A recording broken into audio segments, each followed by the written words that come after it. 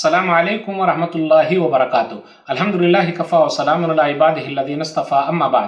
محترم ناظرین اکرام، آج کی نشست کا موضوع ہے ماسک لگا کر نماز پڑھنا۔ کورونا وائرس سے پوری دنیا پریشان ہے، بھارت دیش بھی اپنا پریشان ہے۔ دعا کرتے ہیں کہ اللہ تعالیٰ اس بیماری سے ہم سب کو جلد سے جلد نجات دے دے، آمین۔ نماز میں ہم اور آپ دیکھ رہے ہیں گائیڈ لائن دی گئی ہے، دور دور کھڑے رہنا ہے۔ اس میں سے ایک چیز ہے ماسک لگا کر نماز پڑھنا۔ تو کیا ایسا کر سکتے ہیں؟ جیسا کہ سینیٹائزر کا استعمال کرنا ہے، تو کیا ماسک لگا کر نماز پڑھ سکتے؟ ایک حدیث ہے کہ منہ کو تو نہیں جھانپنا چاہیے۔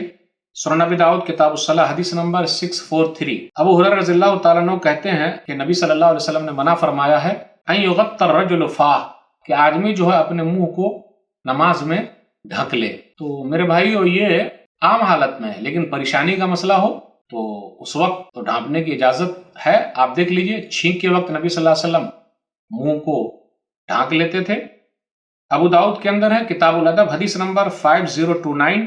ابو ہریرہ رضی اللہ تعالیٰ عنہ کہتے ہیں کان رسول اللہ صلی اللہ علیہ وسلم اذا عطس وضع یدہ او ثوبہ علی فیہ، کہ رسول اللہ صلی اللہ علیہ وسلم کو جب بھی چھینک آتی تو اپنا ہاتھ اور اپنا کپڑا اپنے منہ پر رکھ لیتے۔